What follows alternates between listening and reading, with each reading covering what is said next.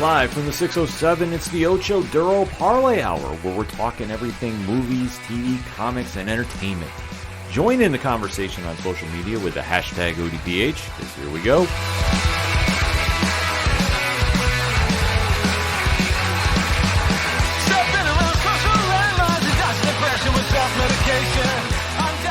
Welcome to an all-new edition of the ODPH podcast, better known as the Ocho Duro Parlay Hour. What is happening, everybody? Thank you so much for joining us this week. My name is Ken M. Joining me in studio, as always, you know him. He's the co-host. His name is Padawan J. Let me talk to you. Yeah. Folks, we have a lot to talk about in the land of movies, TV, comics, and more. You are tuned in to the entertainment edition of the ODPH, and we definitely want to interact with you. So after the show, Pad, where should everybody head to? ODPHpodcast.com. Right on. Swing on over to the website. Check out all the social media links. We've updated everything on the link tree, so that's the QR code at the bottom of the homepage. So if you want to find us on Blue Sky, if you want to find us on Threads, it's all been updated. So there's no way that we can't interact with you about what we're talking about on the show once you're done listening to the show. See, I get so animated, I kind of mess up my words a little bit, but that's why we do it live, folks. Also, while you're at the website, check out the Patreon link, one tier, $2 a month, and a lot of content on the way. The TeePublic store, the blog section, new reviews are dropping left and right there. The classified section, which has friends of the show, such as 3FN Podcast, Dragon Master Games, Nerd Initiative, and so many more.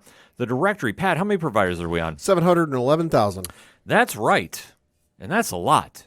So if we're not on some podcast player that you're listening to us from that we don't know about, because I don't know how that would happen, just hit us up and let us know. But if you want to make sure that you're following on your favorite provider, we have the links right there. So it's that easy to do. So you can listen to the ODPH wherever you are in the world.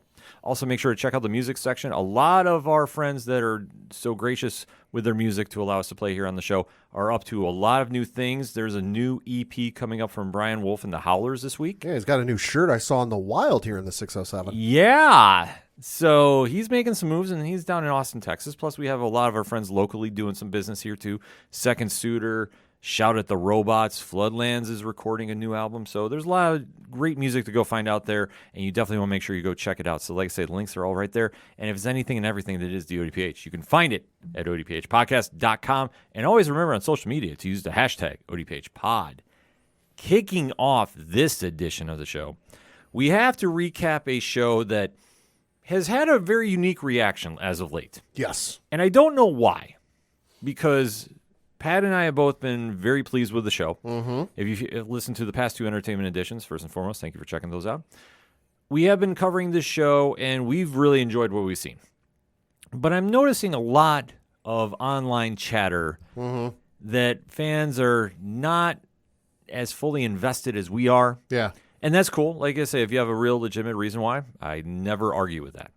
But I just find it very interesting that fans are thinking the show is going too slow. Mm-hmm. And that's the big gist that I've been hearing a lot online lately when we've talked to our fellow listeners after the show. And everybody has a different take of what the show is expected to be. And that show is the latest addition to the Marvel Cinematic Universe via Disney Plus and Marvel Studios, Secret Invasion, starring the one and only Samuel L. Jackson reprising his role as Nick Fury. Mm-hmm. And he has quite the dilemma on his hand with an invasion of the Skrulls per se happening all around him. Yeah. So that being said, the show is done in a spy thriller setup. Which means it ain't, foot to the gas pedal to the floor, 0 to 99 in 3.1 seconds. It's not going to blow your socks off out the gate. It'll get there, but it's a slow burn. Exactly. So we have known that this was going to be like this from the get-go. And I think a lot of fans are just so clamoring for give it to me now instead of let it simmer, let it, build. And I get that to a degree, but we can't have everything going at such a fast pace that you lose track of the story. Right. And I think what they've done here with the show, they played it very safe thus far. Yeah. And I think fans are getting a little antsy, if I can use that word. Yeah, no, I think that's an accurate, representation of what people are feeling. Because with 6 episodes for this series. And we're now halfway through. Yeah. Fans are expecting a lot. Mm-hmm. And I have to say, have we really been that disappointed with an MCU show to that level? We haven't gotten a big payoff at the end? I can't really think of one. Thus far on Disney Plus, no. No, I mean, Moon Knight is very questionable because fans have varying opinions about what that show should have really been. Yeah. She-Hulk, we thought ended as well as it was going to because... She-Hulk was what we expected it to be. Exactly. They paid homage to the John Byrne run and Dan Slott and many of the comic creators where she breaks the fourth wall. I don't feel that's a spoiler. No. So with this show, we know what to expect, and I feel they're going to deliver some big payoff. Mm-hmm. I don't think the internet is going to break per se. No. But it doesn't have to break every time. I think a lot of it is just people setting up themselves with expectations that might be just a hair too high. And that comes with the territory with Marvel and the build up and the expectations. But with the whole speculation that we're going to find out one of the Avengers is a Skrull, and it's going to be a major one. It's going to be Captain America or Tony or Thor or pick one of your major, Avenger heroes, Spider-Man, whatever. Mm-hmm. They're setting themselves up for it's going to be this huge major reveal, and it's got every possibility that it could. Right. But because it hasn't happened this far, and the what hasn't hit the fan yet, and stuff's not blowing up sideways, fights aren't happening in the middle of downtown New York City or wherever, that they're like, what? Wow, why is this not happening yet? Oh, this isn't what I expected it to be. Oh, this isn't what I had pictured in my head was going to happen. Because you're not writing the show. Exactly. So it's just always good to let things breathe and let the story grow organically. Yeah. And I think with the latest episode that we're going to be recapping, I think they've elevated some things, but I think there's a lot of smoke and mirrors behind it. Yeah. So that being said, we're going to get into our spoiler-free portion of our review. So if you're new to the ODPH, like we always say, first and foremost, thank you for checking us out. We like to give a spoiler-free statement concerning what we're going to be talking about, so we don't ruin anything for you, but you can kind of get an idea what we're going to talk about. If you haven't seen the show, we're not going to ruin anything for you, but we do give you a countdown if you need to jump out for whatever reason.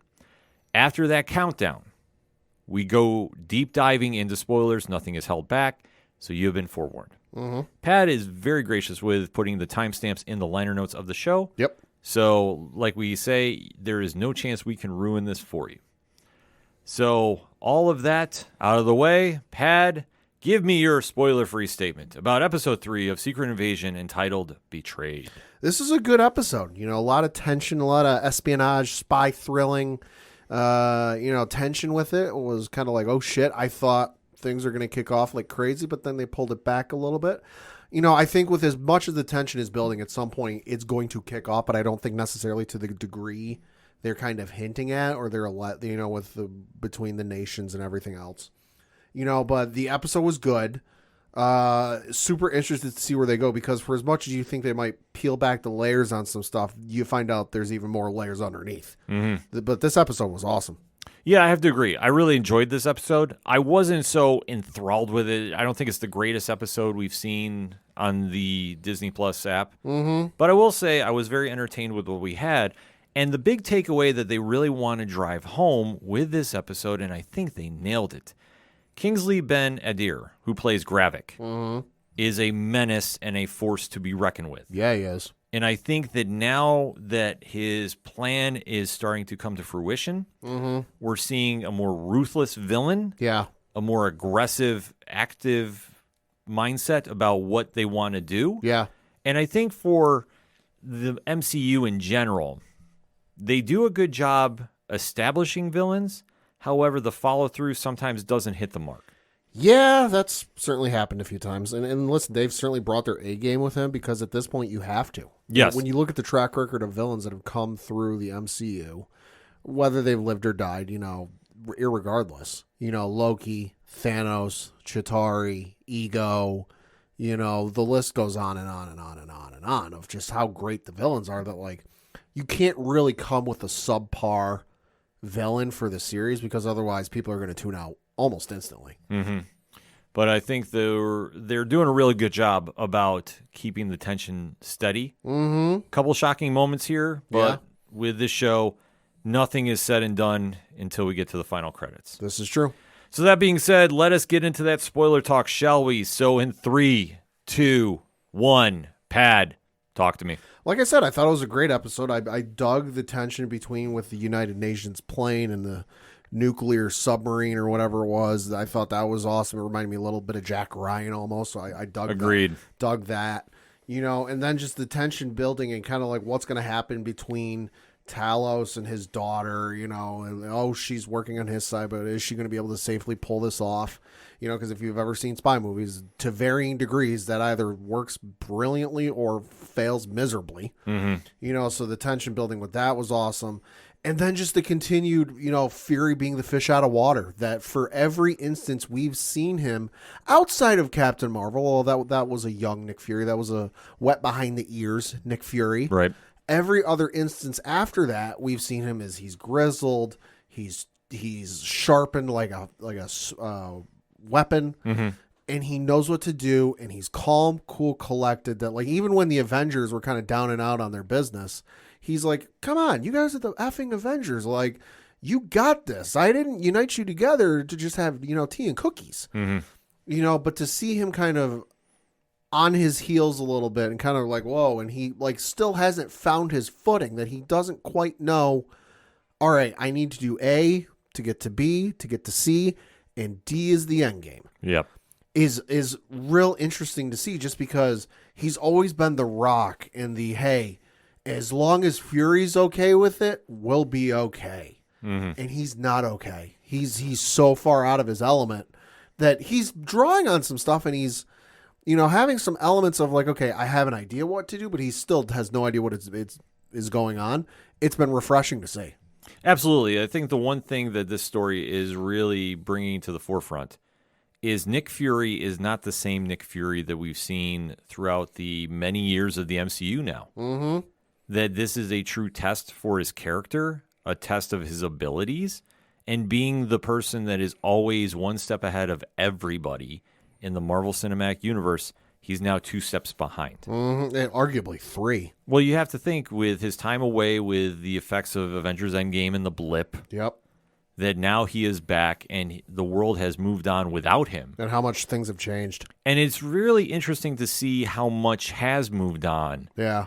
Because he's just been in space. Well, and you think about it too, from the time, of the events of Captain Marvel up until Infinity War, he was always ahead of the 8 ball. Right. He was always the one that like, oh, hey, there's this alien force invading New York and attacking the entire city and the 5 boroughs.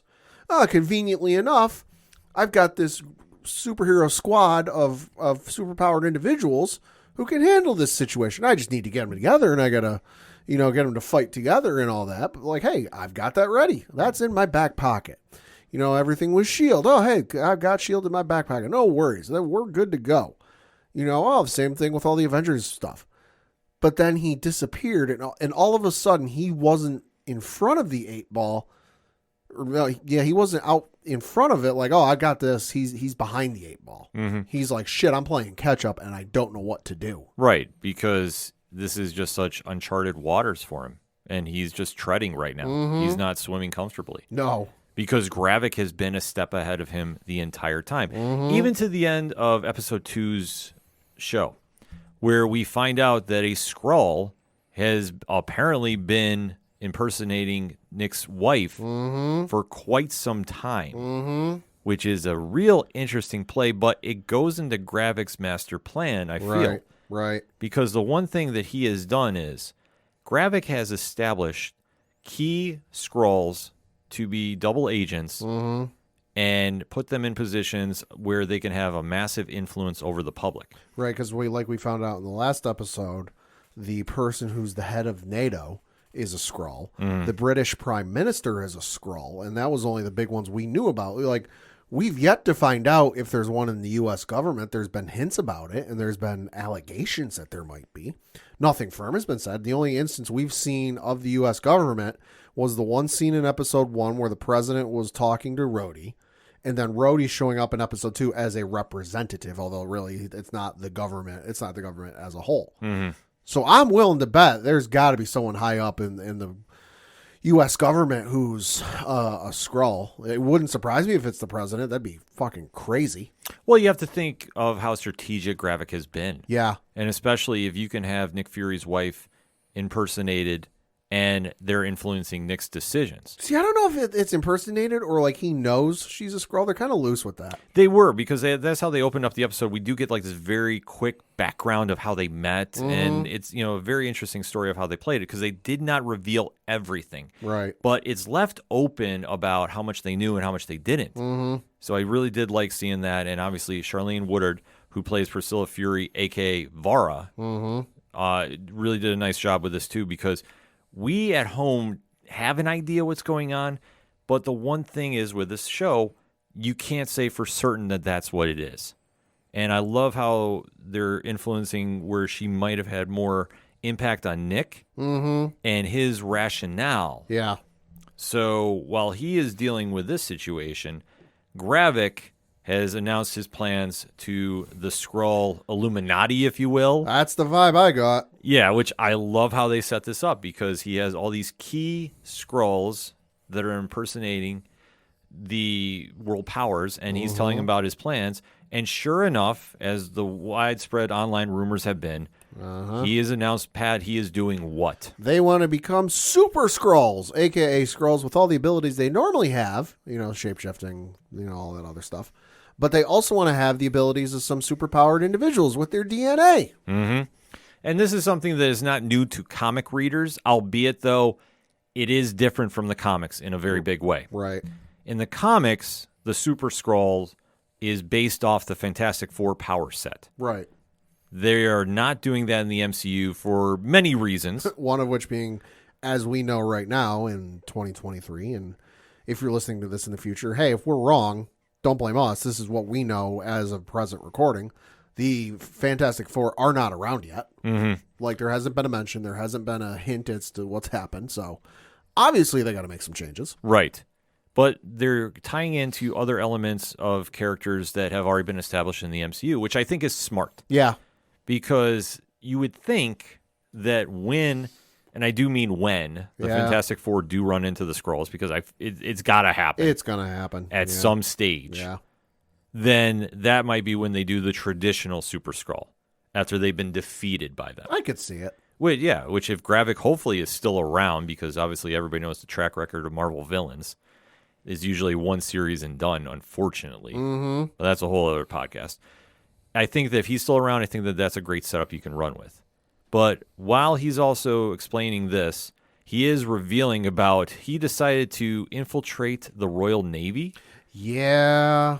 And, Pat, what is he planning on doing here? So he's got the British Royal Navy infiltrated, and they've got control of a submarine that has missiles on it. Now, whether they're nuclear missiles or just plain old exploding missiles, not really sure.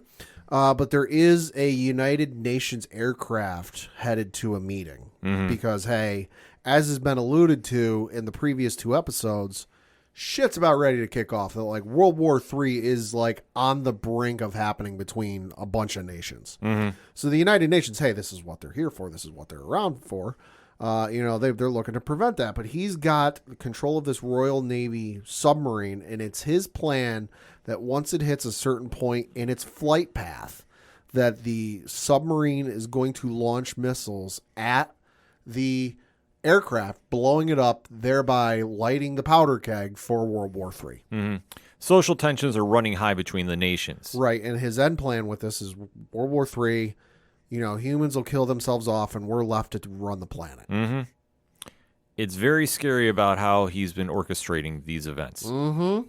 Because it's almost precision-like. Yeah, very surgical.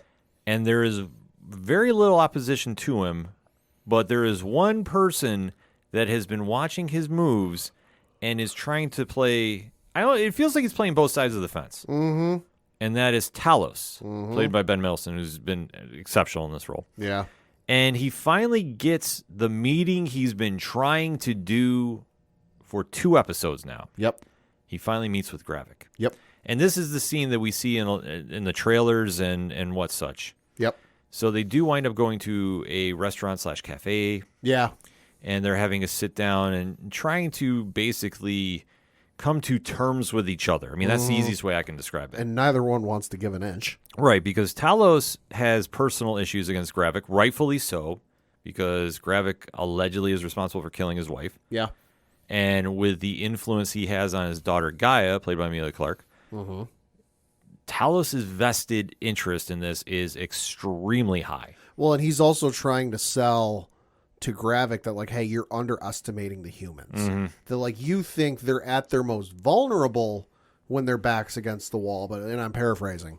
He goes, you think they're at their most vulnerable when their backs are against the wall, but as I've seen, because we know Talos has been around and been involved with the humans since, the early to mid 90s. Right. So he's been there for the events from Iron Man 1 all the way up through where we are presently. So he's seen everything. He goes, that's when they're up against the wall is when they're at their most dangerous. And he basically says, you got to be careful or else you'll get killed. And Gravik is not hearing this. You can call it arrogance. You can call it confidence. Yeah. He is just brushing this off because he sees what he's been able to do. And you know what? I didn't fault his character about this. He's feeling real good about himself. Well, how could you not? Yeah. You've secretly put sleeper agents in key positions all over at the highest level. Yeah, and I know I repeat that a lot, but you have to let that sink in for a second.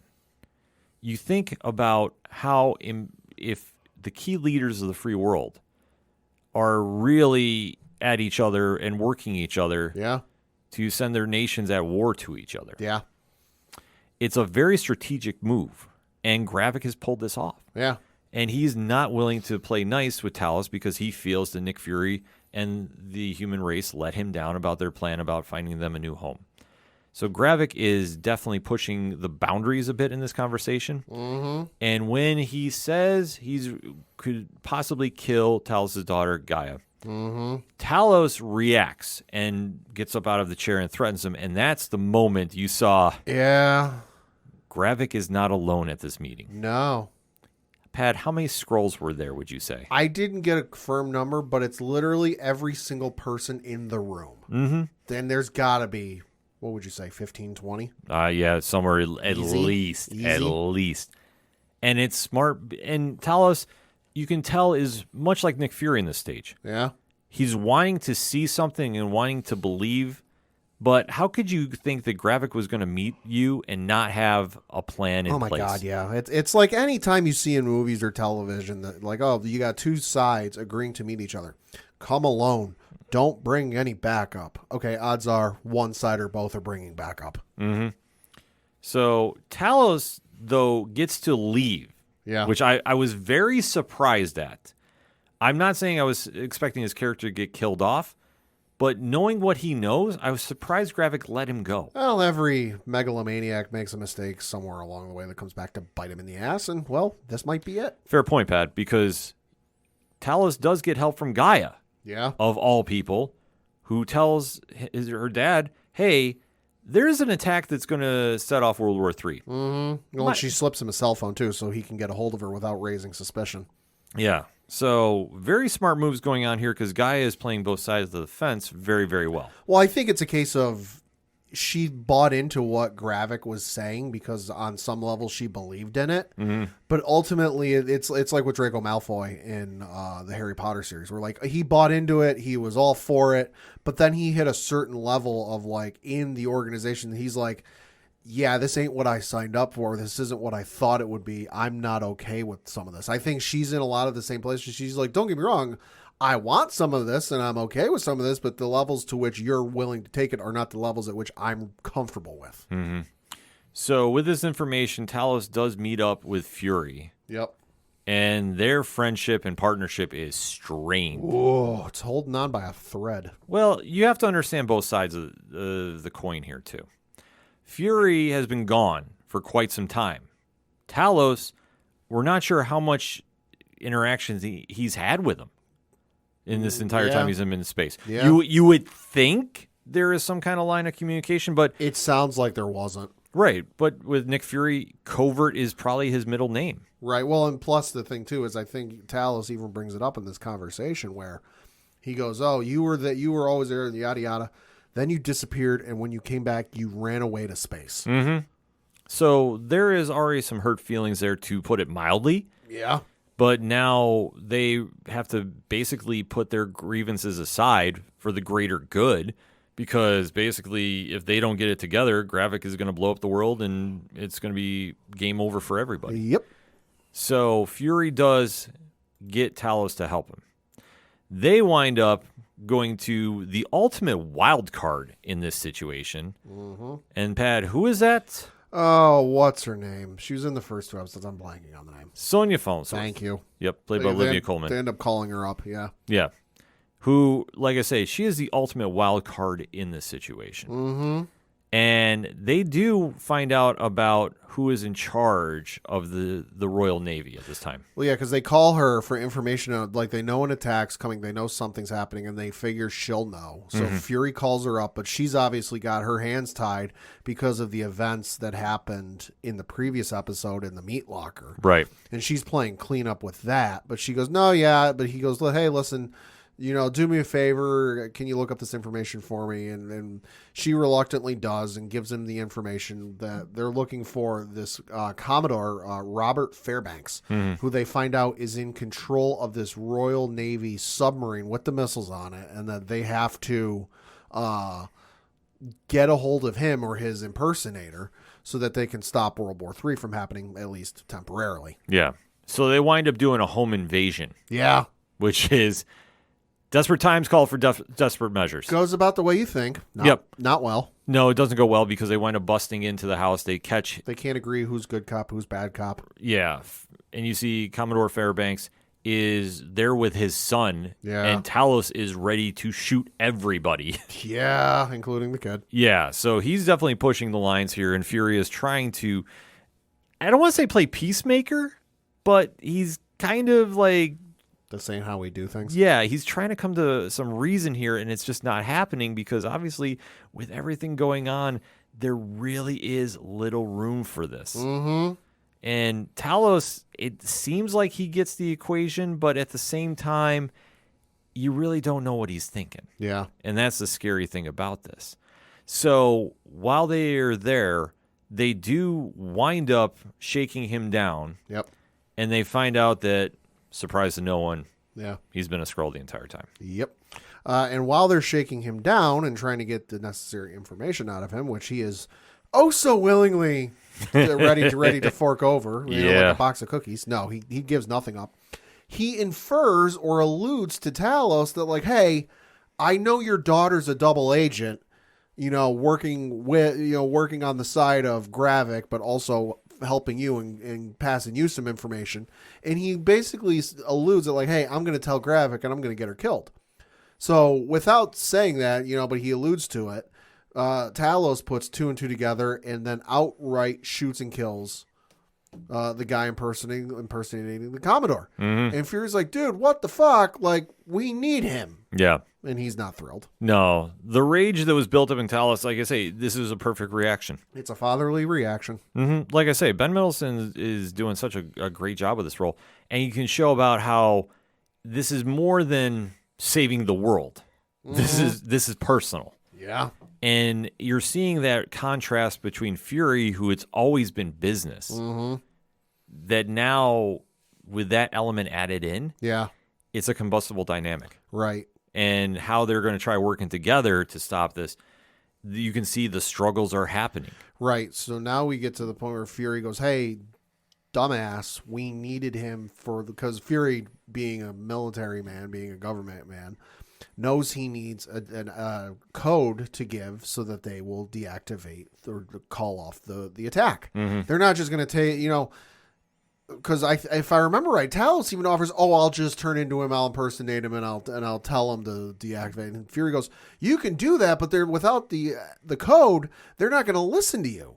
So Talos then goes, oh wait, let me call my daughter, who's at the HQ of Club Gravik. Mm-hmm. And he says, hey, we need the activation code, deactivation code, whatever the word is. We need the code to help stop this attack. Yeah. So she goes into the base and into where they're holding all of the actual humans that are being impersonated by Skrulls. And she finds the Commodore. And she starts going through his memories, and we see quick glimpses of, like, military life and his family and all this. And then amongst the memories, she finds the code, gives it to Talos, and then Talos calls up the submarine. All the meanwhile, we're seeing the submarine in something out of, Jack Ryan. Jack Ryan. We're like, if this is an order, because there's this whole sequence on the submarine between the servicemen who are like, oh, we can't do this. Yes, we can. It's verified. It's from the top. So they're arguing back and forth, and so while they're in the middle of arguing, Talos calls and says, this is Commodore, Robert Fairbanks authorization code, whatever it is. He reads it off, call off the mission. The mission is canceled. And while they've got their keys or whatever in the ignition and they're ready to push the button to launch the missiles to start World War III with the plane being practically on top of them, the call comes through from somebody else in the sub, and it says, mission has been aborted, mission has been aborted, mission has been aborted.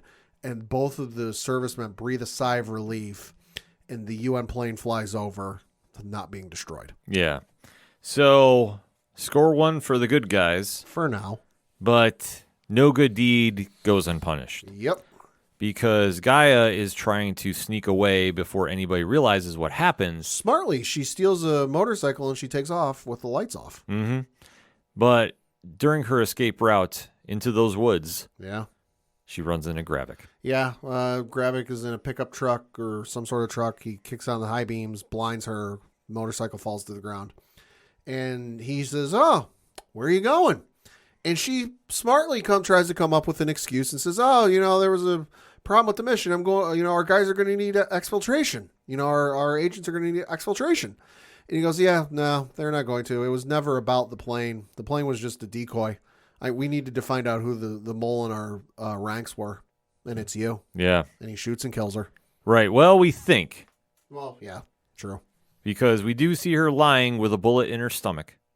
We don't know the extent because that's one thing about the show that we've been now trained for. Yeah.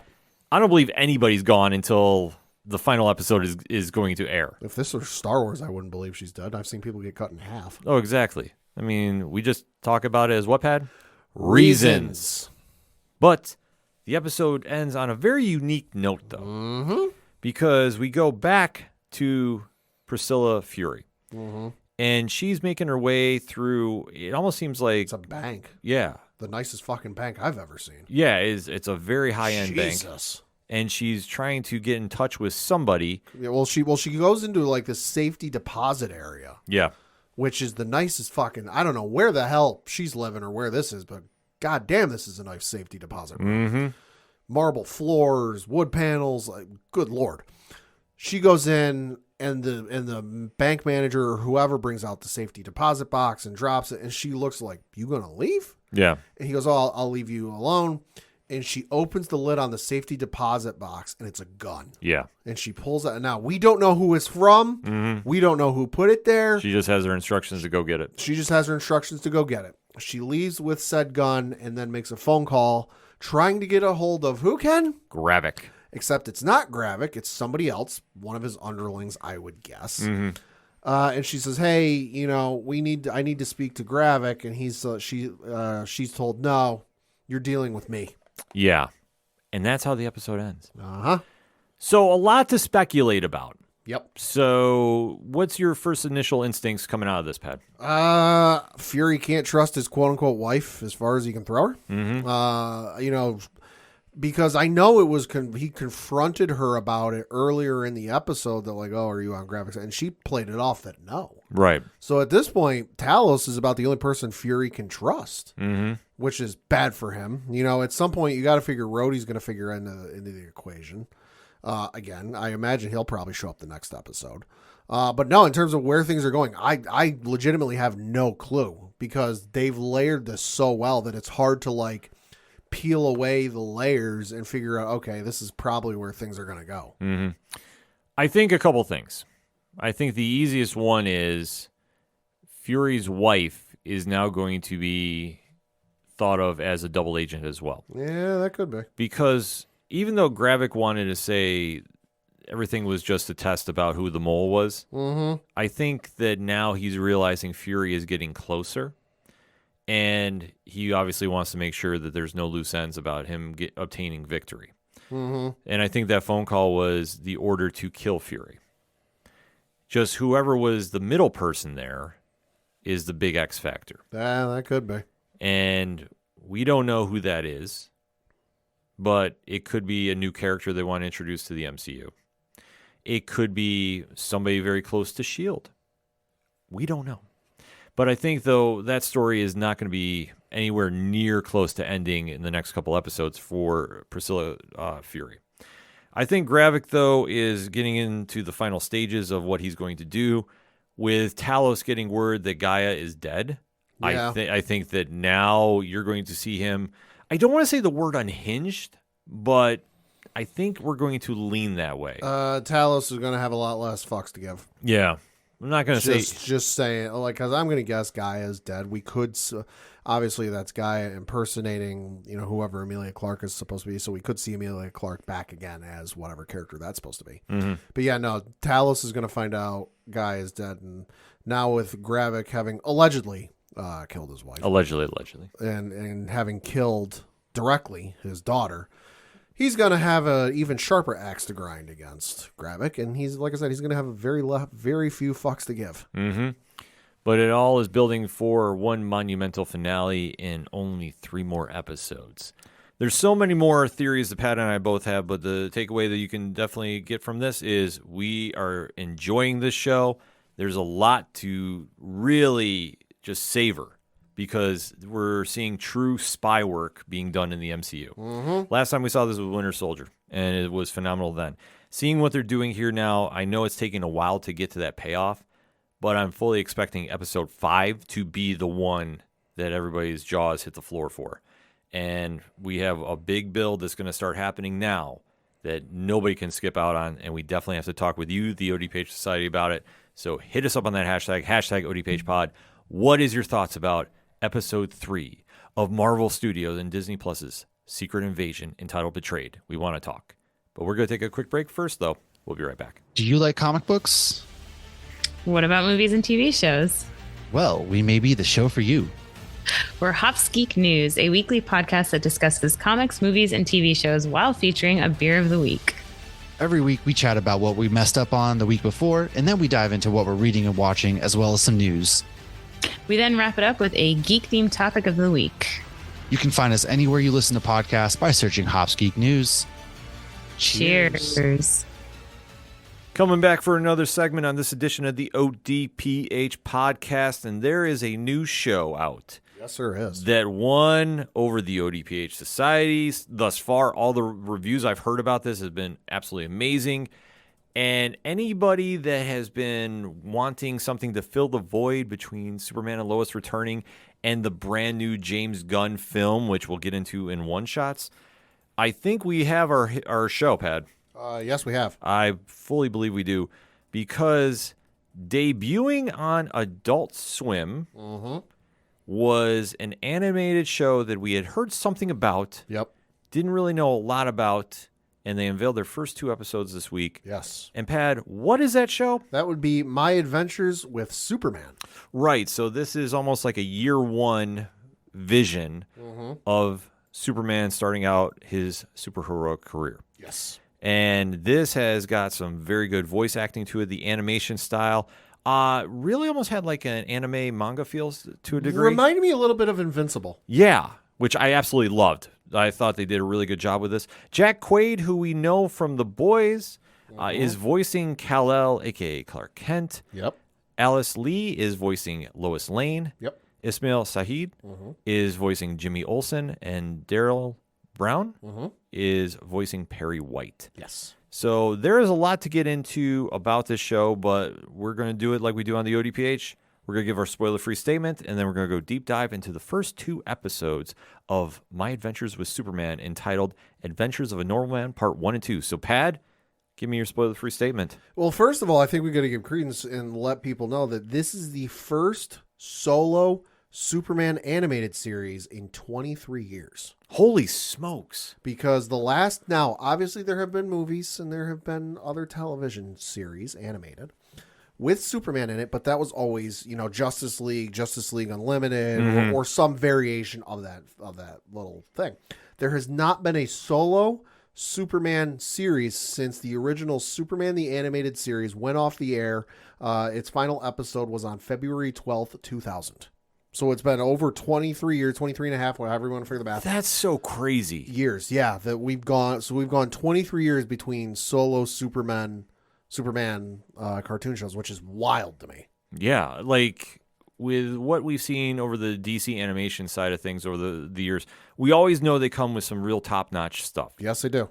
And to see this kind of animation, a lot of fans had questions going in with this. But once you get into the heart and soul of the show, Yeah. they find a way to capture the real Superman essence. Yes. And I always say that's a little tough to do because we've seen different interpretations over the years, whether it's the Zack Snyder version, Yeah. whether it's one that you see. Smallville was one. Yep, that's another one. Or even like we always praise on here about Superman Lois by Tyler Hoechlin. Yeah. You do see certain elements that represent what we all think of the Man of Steel, but few times do we ever think it captures that classic essence of truth, justice, and a better tomorrow. But when it does, this reminds you of why you love Superman. Yeah. Because he's the ultimate Boy Scout at the end of the day. Pretty much. Yeah. And it's almost, it's sad to say, but in this day and age, it's almost not cool to be nice. So when you see a hero really capture those values, but it doesn't feel too corny or too dated. No. It really reminds you about like why we care about superheroes. And to see how this show played out, I thought they did a lot of really cool elements. No, I did too. I thought how they did the costume, which we'll get into, was very interesting. Yeah. Surprising to a degree. I did not flip out about it as much as some other people did. But at the end of the day, after these 2 episodes, I'm hooked. I'm like, give this to me. No, I am too, because it's an origin story, but it's also not. It's taking the Spider-Man MCU take of things like, all right, this character has been around for 80 plus years. You know the story at this point. And if you haven't seen it, you've at least heard the story. Right. That like we don't need to dwell on, Krypton getting ready to blow up and Jor-El and his wife looking to save their kid and blasting him off, and then he lands on Smallville and the yada yada yada. It's like he's already there. He's a kid going through kid things, and it's hitting the ground running. It's not like, because I know the last animated series, Superman the Animated Series, did like at least the first 2 episodes, because I rewatched it when HBO Max first launched a couple of years ago. But I'm a little fuzzy. I want to say at least the first 2 episodes were heavily focused on the origin story. I believe so. Which, okay, makes sense. Made sense. It had been a number of years since you had seen the the origin story in some form of motion, since the original Christopher Reeve movie. So I understood that. But at this point, everyone knows the story. This has got such a golden age vibe to it. If you've ever read the golden age of Superman comics, so from like when they first launched in the 1930s up until 50s or 60s or whatever it is, but it's not a bad thing, because admittedly, if you have the DC Universe app, you go back and read some of those Action Comics, the original run of Superman, which I've been doing. A lot of it's hokey. Yeah. A lot of it is, hey, a product of the time. Yeah, it's a product of the time. You would think in kind of the portrayal, I guess a lot of people have had in their mind is, they're going off and they're fighting war stories and it's stuff overseas because it's World War II. No, like you see it on the cover that there might be, them fighting the war or whatever, but like they're not really doing that. They're sticking to home and they're doing their thing, but so a lot of it was hokey, and this borrows a little bit of it. But if I'm using like cooking terms, it borrows the flavor. It doesn't borrow the recipe. I love that analogy because I agree with you completely. It captures that essence, but it just doesn't feel dated. No. And that's something that if you can pull off in this day and age, and Superman's 85 years old, yeah, that's truly doing something right. It's looking good for an 85-year-old man. Yeah. Can't go wrong. Like I said, it's the Kryptonian DNA. Yeah. The genes are working, folks. But that being said, let's get into that spoiler talk, shall we? So, Pat, in 3, 2, 1, talk to me. This is one of the better portrayals of Superman I've seen, and it's 2 episodes in. That, like, don't get me wrong, I love the work they did in the animated series, Justice League Unlimited, and then the movies they've done over the years. Those have all been fantastic portrayals. but there's just something about this that's different. That it's taken the essence of Superman and kind of the elements of Superman and kind of put it like a modern twist on it. Mm-hmm. That it's paying homage to the original or origin and the original comics and whatever else. But like, hey, we're keeping our eyes on where we've been, but we're looking forward to where we're going. I agree. I think that this is the ultimate Superman, much like how they did Ultimate Spider-Man. Yeah. I think that they really copied the playbook, and there's nothing wrong with that. If it works, why fix it? Well, exactly. Because that's the one thing, it's tough when you are trying to talk to new readers about classic heroes. Mm-hmm. And sometimes fans get it, and sometimes fans are like, I don't understand why. Well, and especially with stuff out there like The Boys and like Invincible and you know, Watchmen, and just so many super serious, gritty, quote unquote realistic takes on superheroes. It's hard for some folks to get into somebody who's truth, justice, and a better tomorrow and always doing the right thing. Because in a lot of folks' minds, that's not them. It's them to a certain degree, but they hit points where like, all right, you know, they get frustrated with something, they get pissed off at somebody, and they just want to haul off and punch them across the face. You know, so that's why they relate to Invincible and like, oh, hey, we're going to cut loose and not really care about what's going on. We'll worry about it later.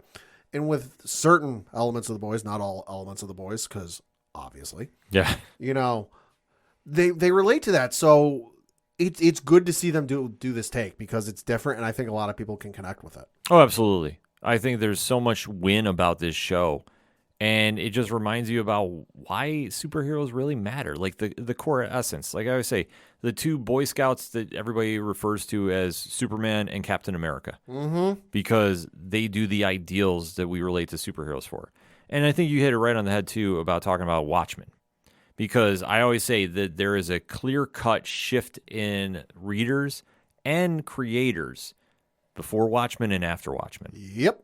And Watchmen is one of the greatest comics. Hell, it's one of the greatest stories of all time. There's a reason Time Magazine put it on their 100 best books of the 20th century.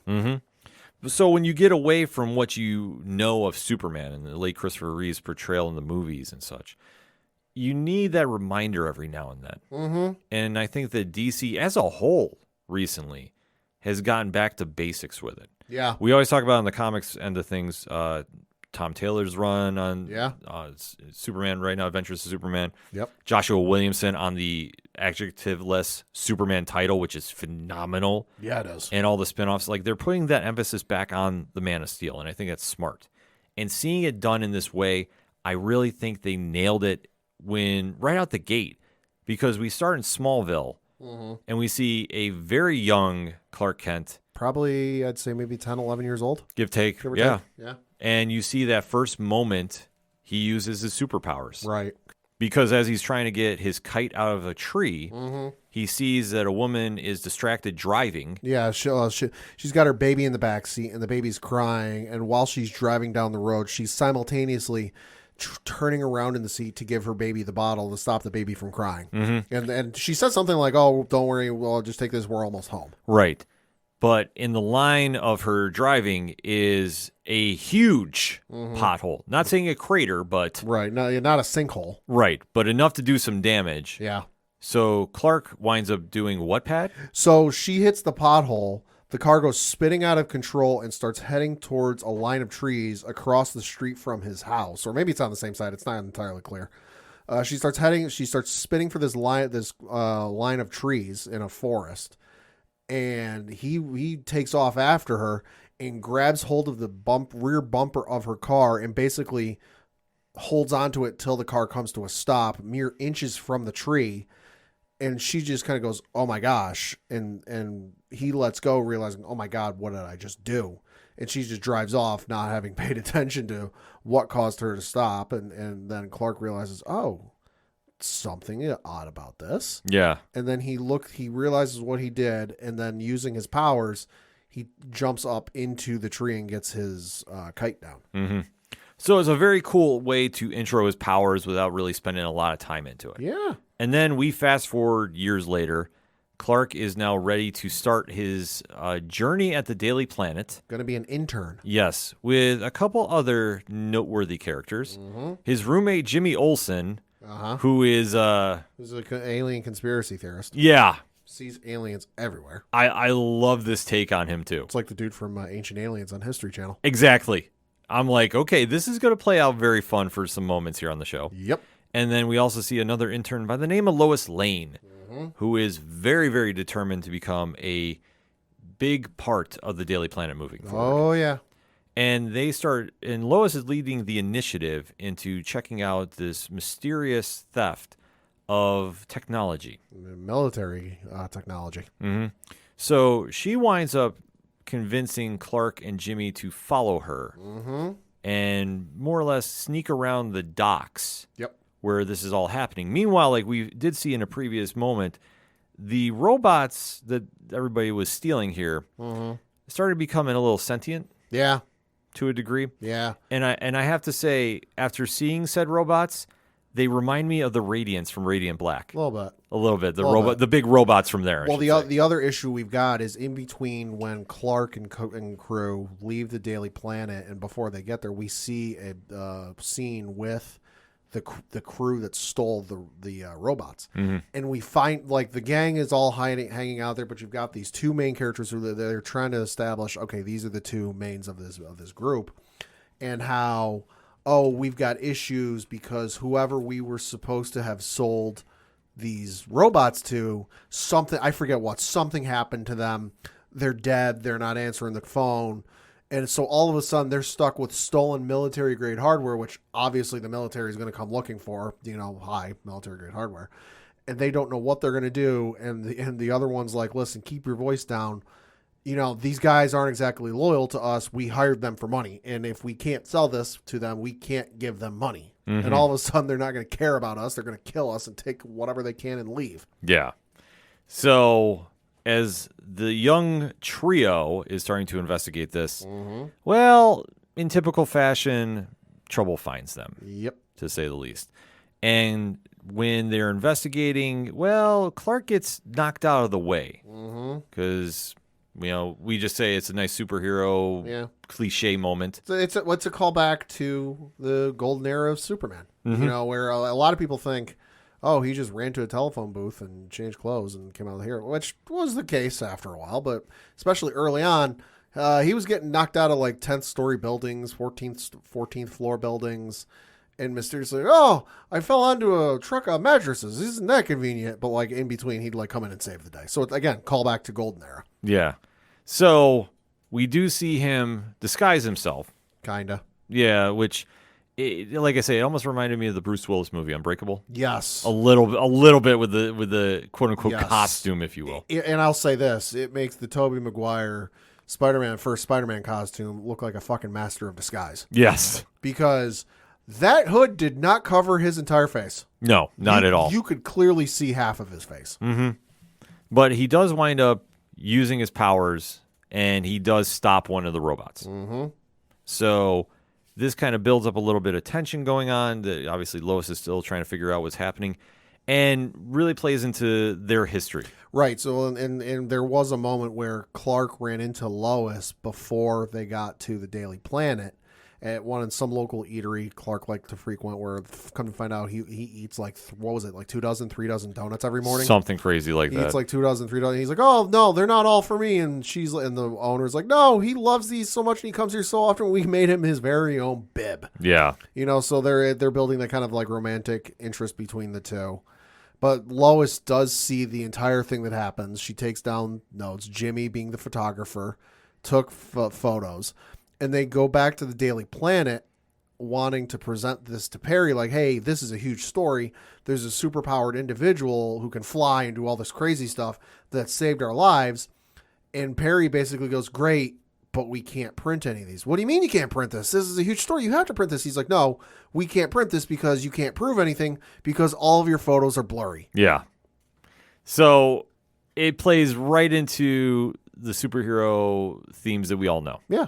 And it's a great way to kind of tie up the first episode, too, because you see Clark finally defeating all the robots. He's saving Jimmy and Lois. But yet, still at the end of the day, Yep. His secret is safe for now. However, Lois does coin the name Superman. So that's how they wrap up episode 1. I will say this though, I did like episode 2 a lot better. I did too. Yeah. Episode 1 was a nice like kind of setup and build up because like you got to introduce the characters and set up how things are going to work. Episode 2 was better though. Yeah. And like I say, episode 1 did its job, and just the only thing that kept throwing me off is the robots looked like from Radiant Black. Sure. Just way too much for my liking, which, Sure. I mean, like I say, if they crossed over universes, that would have been a whole different thing. But when we jump into episode 2, though, Lois is now become more determined of finding out who saved her, and just more of the infatuation behind the Man of Steel. Like, who is this person? And we don't know. Yep. But it also flashes back a little bit to Smallville. Mm-hmm. And really, some area that, at least to my knowledge, and correct me if I'm wrong, Yeah. they never really dived into his ship was that big. It's that it always went underground. It's always been kind of left up to interpretation. I know in Smallville it was not that big. Mm-hmm. You know, Smallville was the first one I can remember where they showed the ship. You know, Adventures of Superman and Lois, not Superman, Lois, Superman the animated series. His ship wasn't that big. It was like a small rocket. You know, so it wasn't that big. Smallville, it wasn't terribly big. It was maybe the length of your average dinner table. Mm-hmm. You know, it wasn't nearly that big. No, but during this moment, though, we do see like the flashback where him and Martha and Jonathan Kent go back to where it all began. Right, because this is presumably maybe a couple days after the flashback we saw at the start of episode 1, or maybe a couple of months. And like he started to figure out, okay, there's something different about me, which we've seen this in all the iterations. And so Martha and Jonathan go, all right, guess we can't hide the truth any longer. Let's go show him. Yeah. And while he's there, he does wind up activating at least a computer-esque portion of the ship. Yeah, he turns something on because he steps onto the metal portion of the ship. It comes to life, and a hologram of Jor-El, his father, appears and starts speaking to him, but it's speaking Kryptonian. I love this point, too. And he could not understand it. Yeah, because at least to my knowledge, we've never treated Kryptonian speak as a different language. They did in Smallville. Okay. They did in Smallville, but like they didn't necessarily do it in like a verbal pattern. It was more like a printed pattern. Right. Yeah, though I think in Smallville they did do it a couple of times, but they didn't really go crazy with it. They dealt with it more in like you can see it printed and he could read it, but he didn't really speak it all that often. Yeah, but to see how it was done here, Yeah. I thought was very cool because we've never seen a depiction like this. No. And you see that Jor-El is leaving his last rites, and we're seeing... And he sounds pissed. Yeah. And that's the awesome thing I like. And maybe I'll have to go back and watch this with subtitles on, because maybe the subtitles, they do that sometimes where they translate it. But like, it's not doing the auto translate for us. So even we, the viewer, who are like, you know, third person omniscient, like we know everything that's going on. Even we don't know what he's saying. Yeah. And he just sounds pissed. Because like, even when Clark starts hearing, he starts like, I don't understand what you're saying. Who are you? What's going on? So we do see the parents almost get sucked into the machine itself because you're seeing these It opens floating up, yeah. pillars, opening up. So Clark winds up saving everybody, and he starts getting an idea like, I'm really not your son, I'm an alien, and they have like a very touching back and forth about this. But with the events that happen in Metropolis, Clark goes back to Smallville, and he activates the machine, and while he's there, he almost has like a transformation sequence. Yeah, a lot of people have compared it to the Sailor Moon transformation sequence. Yeah, which, you know what? I'm not mad about. Yeah, no, it's cool. It's an anime style of animation done. Makes sense to me. Yeah, loved it. So we now see him with his costume, and I love the fact that his mom was like, something's missing, because it was the new 52 costume, Little bit. the no underpants. Yeah. She added the underpants and belt, Yeah, she did. which, I mean, I'm not mad about one bit. I was like, this is funny because I think they play it off a little bit from the reaction fans had with the new 52. Like, for me, I like the costume. I did too. You know, I didn't get mad that he didn't have the underoos, but you know what? I understand why he does, and I'm not mad about them Yeah, either. I can go either way. I didn't hate the lack of underpants. I can stand the underpants. Either one's fine for me. Yeah, maybe we'll have to have a poll about that. See, it's been a few years. Superman with tights, yay or nay? Yeah. I digress. We go back to Metropolis, though, and we do see that, well, the fallout from the robots is not one and done. Nope. And the person that is the head of the thieves, if you will, is a very familiar face Yeah. to Superman fans. Yep. Pad, who is this? Leslie Willis, And- a.k.a. Livewire. Yes, a very classic villain of Superman. And you see that she's arranging a meeting with someone because she goes after some agents that want to have a meeting with her about the technology. Yeah, because they're interested. Mm-hmm. And then, sure enough, we see another familiar face. Yeah, we do. And you know me, Yeah. I marked out like a madman when I saw I know him. you did. I know you did. Because Pad, who is she meeting with? Slade fucking Wilson. Oh my God. This show's going balls to the wall, episode 2. I was like, We're not even an hour into the runtime. yeah. I'm like, this is absolutely insane, but I'm here for it. And they're meeting out at like an outdoor cafe Yeah. in Metropolis It's too. like the most casual meeting, but like what they're talking about is so not casual. Mm-hmm. And she's basically having a standoff with Slade because Slade obviously wants to find out more about what she's up to. And in a very cool moment, she actually had a counter ready for him. Yeah, she did. Pad, what does she have all lined in the sewers of Metropolis? C4 Yeah. detonate the explosives. Mm-hmm. So while this is going on, Lois is determined to find out the true story about these robots and everything. Yep. She brings Jimmy with her. Yep. They wind up going through and find all the C4 lined up through the sewers. Because they're finding Leslie's footprints along the sewer tunnel because it's all muddy. Mm-hmm. So they go to walk in the tunnel, and I think it's Jimmy who first spots it. Yeah. But he spots the first one, and it sounds like it activates because like it's pretty silent. And then he walks by and it turns on. And the further in they get, the more they realize, oh shit, this entire wall is lined. Yeah.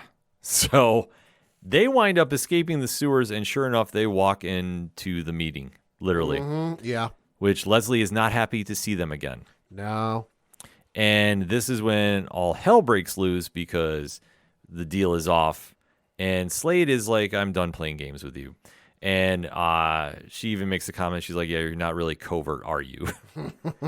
So while this is happening, we do find out that she has a suit that grants her powers of electricity, Yep. so to speak. Yep.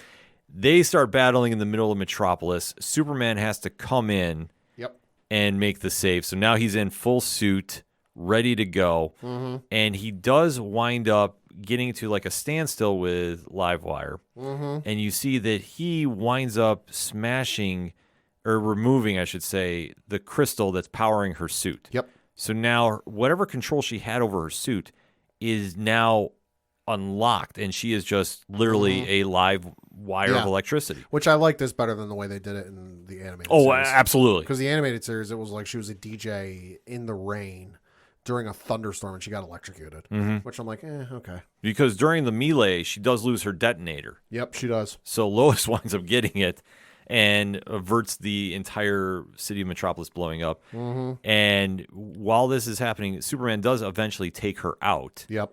But he's too busy to worry about everything else that's going on in Metropolis because during this whole melee between her and Slade, cars are getting turned over. There's minor debris falling. Yeah. It basically looks like your typical superhero fight. Insurance claims adjusters are going to have a good time. Yeah, damage control is not in this universe, folks. Not yet. So, that'd be an amazing crossover, let me tell you. But we do see Superman putting back Metropolis right where it should be. So no more floating cars, no more anything. But after Livewire is subdued, he goes back to see her, and she's gone. So I don't feel this will be the last time we see her on the show, and I hope not either. No, well, there was also somebody else who got introduced. I think it was during the meeting with Slade and Livewire or at some point. a certain individual who's the head of Argus who likes to implant detonators in the base of villain skulls. Likes to have a certain Suicide Squad. Amanda Waller. Yeah, that came up in the conversation because we do find out that Argus is a thing. Yeah, a lot more covert action is happening in this animated series, which I am all in on. This show went balls to the wall in 44 minutes, and I loved it. Yeah. And you do see that Livewire has been taken prisoner by Waller, Slade, and somebody else. Yeah, we hear Task Force X is named. Yeah. We're setting up for a lot of things there, which seriously, I hope this show is more than 6 episodes, to be honest with you, because now I am like all in and I need to have that more just because of what they're doing. Like they hit the ground running so much. And then to even tie up this little Superman story, which I mean, this plays perfectly into the young story of Clark Kent at the Daily Planet. Sure, Jimmy Olsen gets the picture and everything is presented to Perry. Yeah. And Perry White's all in. He's like, yeah, we got stop the presses. We'll run with it. And the next day, when the issue comes out, we do find out that it's not Lois Lane on the byline. Nope. It's not Jimmy Olsen. It's not Clark Kent. Nope. It's Cat Grant. There's like 1 or 2 other names with it too, but yeah. Yeah, that had absolutely nothing to do with this. Yep. So it'll be curious to see where their story moves forward with the Daily Planet. But overall, Pad, final thoughts on this episode. These two, I should say. These 2 episodes. No, I love Superman the animated series. You know, it was the reason I got into being such a huge Superman fan, because I grew up watching, I grew up watching Batman the animated series, and that led me to find the Adam West series. And then once Batman the animated series ended the first time before they brought it back, in between the 2 Batman, because there was Batman and then there was the New Adventures with Batman or whatever they called it, there was Superman the animated series. And that's where I first got introduced to Superman and everything, and just I got hooked ever since. So that show holds a special place in my heart, but this show's 2 episodes in and it's right up there with it, that it's just that incredible, that good. They're introducing so much. They're not holding back. They're not going, oh, we got to start off slow. This is kind of an origin story. This is year 1. Like, no, they're like, we're going crazy. We can handle this, and the story's going to follow. Yeah, I fully agree with you. 2 episodes in, this is a monster hit. This is better than I had envisioned. I think the voice acting that has been done by Quaden Lee has been exceptional, and we're seeing just these little things that just are slowly building into reminding and introducing fans alike to what Superman is all about. Yeah. And it's so modern. It doesn't feel dated. It doesn't feel it doesn't feel stale. You can present Superman, and I think this is a blueprint the creators should be following. That you don't have to really dumb it down for the audience. You just have to really catch wind of what is going on in the world. Yeah. And bring those themes of the Man of Tomorrow to the show and just combine them. And it works. Yeah, it does. Like I say, it's clearly a hit with folks, because I looked it up on Rotten Tomatoes. Currently, and the episode dropped on Friday, July 7th. It's got this weird release schedule where it airs first on Adult Swim, and then it gets added to Max like an hour after it airs, or like the next day, whatever. It's the next day. The next day. But it's been out since Friday, so we're a couple days removed. Rotten Tomatoes, it currently has a tomato meter of 100%. For the critics, and then the average audience score is 83%. Yeah, and rightfully so. I mean, it's just, at the end of the day, Superman is still one of the greatest superheroes of all time.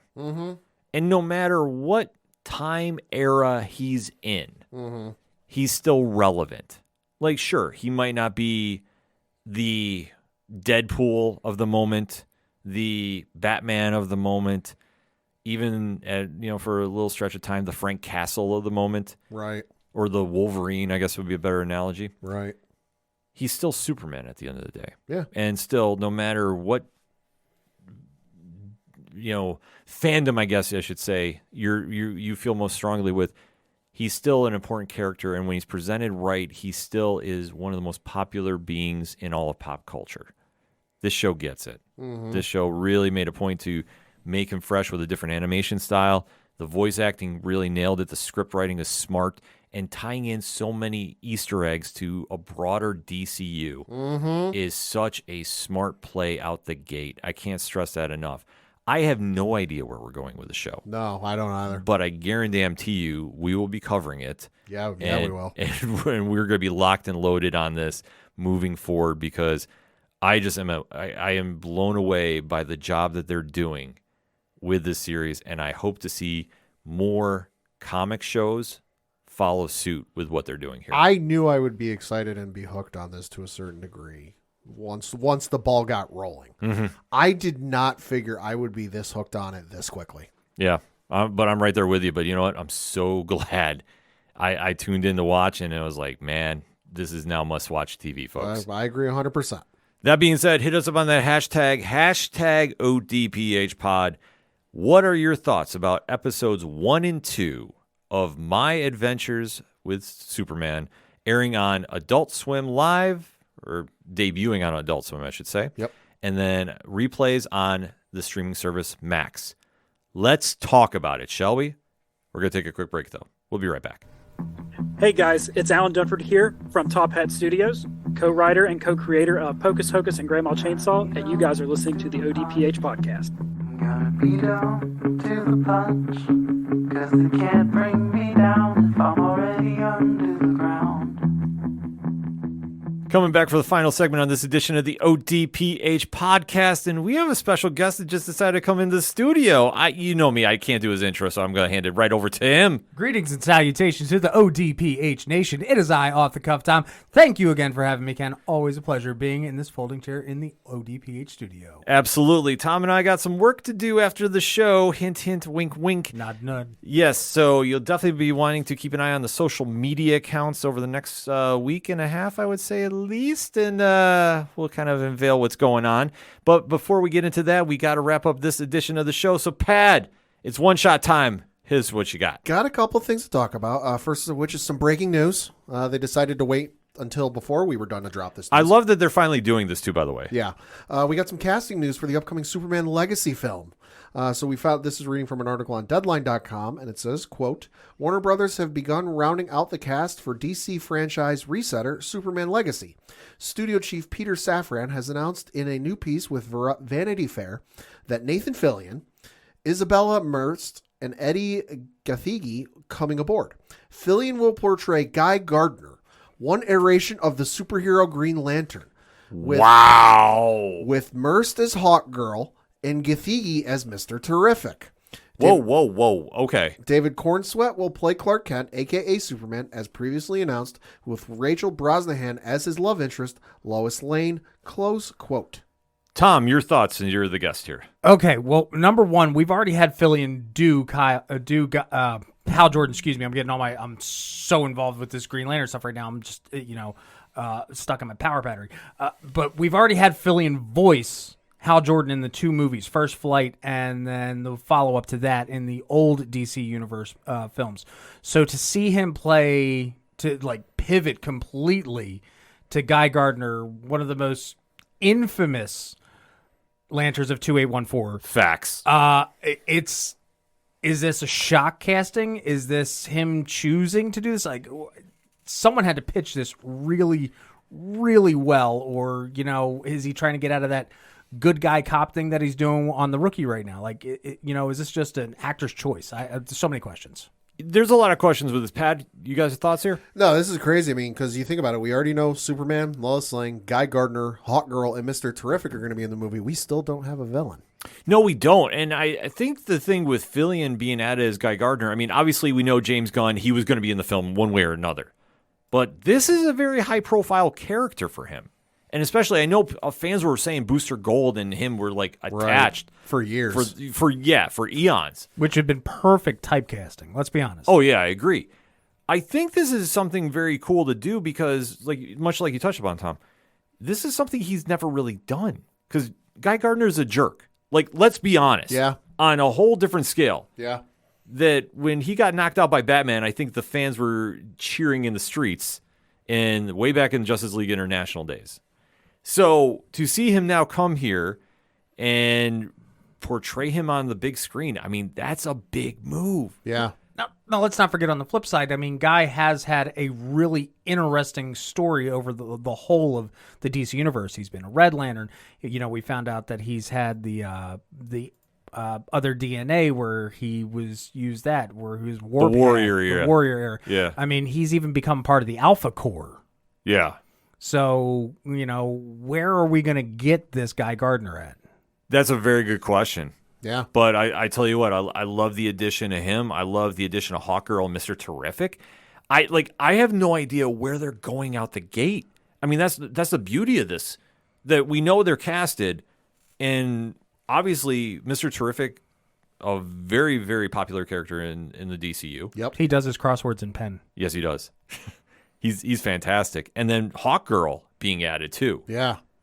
So, like I say, I'm not saying we're going to see team books. I'm not seeing, I don't know. I don't even know what to expect, but I know I'm in on these. I love all three castings, too. Yeah. Sticking with some movie news, got to give my brief short review. I did see Indiana Jones and the Dial of Destiny. Ooh, okay. This past weekend. Thought the movie was good. You know, it's not the best one of the franchise, I would say. It's better. I'll say this. It's better than Kingdom of the Crystal Skull. Anything is. Yeah. It's you know, for me, in terms of ranking 1 to 5, this for me right now, card subject to change, you know, order subject to change. Right now, it's number 3. You know, it's behind Raiders of the Lost Ark and The Last Crusade for me. Listen, I know some people might be, what, Temple of Doom isn't. Listen, Temple of Doom scared the shit out of me as a kid. I watched it. I enjoyed it. Yeah, the slight horror. You know me in horror. The slight horror aspect of it that doesn't happen. Scared the shit out of me as a kid. The movie's good. Don't get me wrong. I don't hate the movie, but just I enjoyed this. The thing I liked that they didn't do is they didn't make Harrison Ford, who's 80 whatever years old, they didn't make it unbelievable that like, oh, he's going around and he's just punching everybody out and he's winning all the fight. No, he doesn't win every fight. You know, there are some fights that like he's like he tries and it's like, oh right, I'm fighting guys who are like half my age. You know. Phoebe Waller-Bridge was incredible in the movie. Mads Mikkelsen, my God. Well, he's always money. He's always money, but he just was incredible in this movie, start to finish. The story was good. The soundtrack, listen, it's John Williams. You can never go wrong with John Williams. And potentially his last film he's scoring. He's hinted that it might be his last. Time will tell. Uh-huh. He's 90. Listen, folks, he's 91 years old. Yeah. You know, so if it is his last film, hell of a movie to go out on.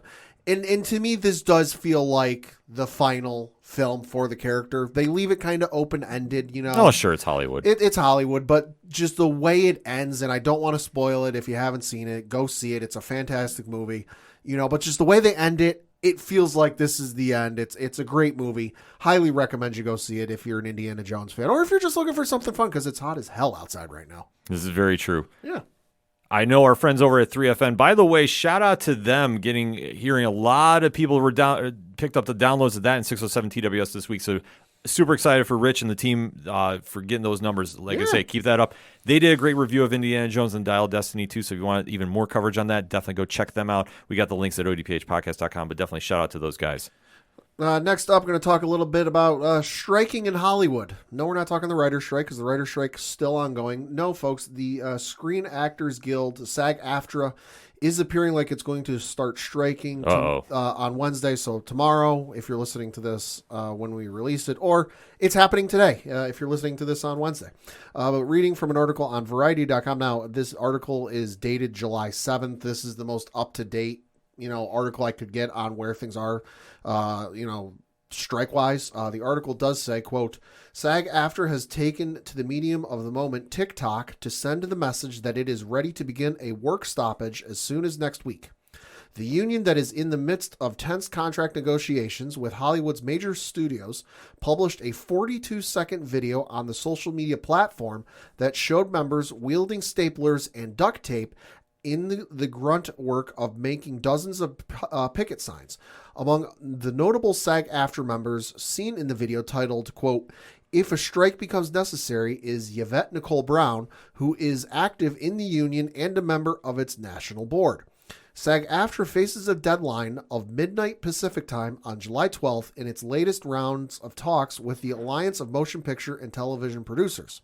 If the guild walks, Hollywood would be rocked by its first simultaneous strike by actors and writers since 1960.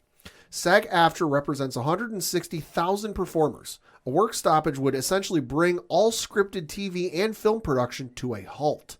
The industry has already been handicapped by the pencils down stance of the Writers Guild of America, which went on strike against the AMPTP on May 2nd. Most TV production in the United States has already been shut down due to the writers' strike, but film production and international TV production, to the extent U.S. actors are involved, would also have to stop if the actors strike. SAG-AFTRA has had an unusually short window to negotiate a long agenda. After some internal debate, the Guild on June 30th extended the deadline for contract negotiations by 12 days in order to stay at the table, close quote. So there is a slight update to this, though, because we found out today that some Hollywood CEOs and industry insiders are seeking federal mediation to avert the strike. And this is according to an exclusive from Variety. And it says, quote, top Hollywood players are working on a plan to call in federal mediators to help avert a SAG-AFTRA strike with just a day to go before the contract deadline. A group of CEOs and senior executives, including Disney chief Bob Iger, Warner Brothers Discovery's David Zaslav, and Netflix's Ted Sarandos gathered by conference call Monday evening to discuss the urgent situation with SAG-AFTRA poised to go on strike as soon as Thursday. In addition to the executives discussing efforts to bring in a federal mediator, talent agency chieftains, including Ari Emanuel of WME, Brian Lord of CAA, and UTA's Jeremy Zimmer, have reached out to SAG-AFTRA leaders in recent days to offer assistance that could stave off a second Hollywood work stoppage this summer. Close quote. And so then it goes on to tell the information we already know. But we're already starting to feel the effects of this because another article from Variety where we were supposed to have found out, I believe today or within the next couple of days, the Emmy nominations, the TV Academy Emmy nominations. But in another exclusive from Variety, the entire award show might be pushed to November. So the article reads, quote, November or January. The Television Academy and Fox have been locked in a debate over whether to air this year's 75th annual Emmy Awards, in the likely event that they'll have to postpone the ceremony. The Academy would like to shift the show to November, something it also did in 2001, while Fox appears set on a January air date. When the Television Academy announces this year's Emmy Awards nominations on Wednesday, they'll downplay, but still reference, show's September 18 air date. Nonetheless, almost everyone involved inside both the network and organization know that it's extremely unlikely that date will hold much longer. According to insiders, the Academy and Fox are waiting to see for sure if SAG-AFTRA goes on strike this week, joining the Writers Guild of America and essentially putting all major Hollywood events to a halt. After that, a decision is expected to be finalized by the end of July on when and how to hold this year's Emmys, close quote. So we've already got the writer's strike affecting things where there's no late night television, so there's no Fallon, Conan, anything like that. Right. I know last week tonight with John Oliver has been off the entire time. TV's been ground to a halt essentially. Now you've got the movies that are potentially grinding to a halt. So it's going to get very interesting in the next couple of hours, days, and weeks just to see what happens with this whole scenario. Yeah, Tom, your thoughts? So I actually have a friend that is the president of the local chapter of SAG-AFTRA down in my hometown. And trust me, she has been thumping her chest like nobody's been. She is chomping at the bit, ready to go at it. Another thing we also have to consider, and it wasn't brought up in this article, is our triple threat type actors that are on Broadway, that are on the boards. Right. Are they going to also join their brethren and say, hey, man, if there's nothing on the screen, we're not even going to do stuff on the stage? Like, this could be a big push. It's a huge domino effect. Yeah, absolutely. I mean, this is going to be something we got to keep our eyes on for. Obviously, we're supporting everybody on the writers and actors side of things. Yeah. So wait and see what happens here. But, hopefully the right decision is made and people start getting paid. The right decision Our is opinions for the here. writers. Yes. Absolutely. Yes. And then 2 trailers. Got to talk about 2 trailers that dropped today. The first of which being the latest trailer for the upcoming Star Wars series Ahsoka. We, of course, are getting a 2-episode premiere date on August 23rd. Trailer, gotta say, looks real good. Yeah, definitely very, very impressed with it. Tom, I know when you came in, you were fist pumping. You were excited about this. Yeah, I am stoked. Rebels is one of my favorite TV series of all time, to the point that like I plan on getting it inked on my body at some point. It's even like the mural in Rebels is my background at work. I kid you not. Like I am so ecstatic for the show. Yeah. And to see the progression, and again, I am completely down for more of a Ahsoka story, but it does feel like are they planning on making this live action Rebels? Are we getting Ahsoka? Are we banking on the one to cover the other? It's really interesting. And the other cool thing is that a friend of mine's mom is actually on that show. Oh, really? So, Nice. yeah, she had that Beskar spear, in the Mando. Oh, yeah. Oh, nice. Yeah, so one of my Ranger actor buddies, his mom is Thrawn's homegirl. Oh, okay. So, it's just, full circle. Weird stuff. I'm just really excited. I just hope they don't mess it up. We've already seen in this new trailer, it looks like we got our eponymous new droid, Yeah. because it's Disney money. They got to have a new droid. We're going to obviously see a new lightsaber. Yeah. We've seen the orange blades. So, Yeah. Disney's going to make their money. I mean, let's face it. This is Ahsoka's. This show is titled Ahsoka. It might as well be titled Season 5 of Rebels. Thank you. Because where things left off with Rebels. Because I don't want to spoil. Because some of you haven't seen it yet. Shame. I'm not gonna name names. Ken. No. Well, I'm catching up, actually. He's catching up. But no, we know someone who hasn't seen it. I'm not going to name names. Yeah, they listen to the show. They listen to the show. Watch it. But given where it ends, and given the fact they announced an Ahsoka series, people put 1 and 1 together and kind of put 2 and 2. So I was skeptical at first when they started like hinting that the Rebels characters were going to appear in this, because I'm like, okay, it's animation to live action. Is this going to work? It worked brilliantly with Rosario Dawson as Ahsoka. I really like that. Because at first I'm like, well, it's not going to be Ashley Eckstein voicing the character. Is it going to be the same? Because Ashley, up until Rosario played her, Ashley's voiced her for every iteration. So it's just gonna. But Rosario's been phenomenal with it. All the actors and actresses thus far I've seen in the trailers look absolutely incredible.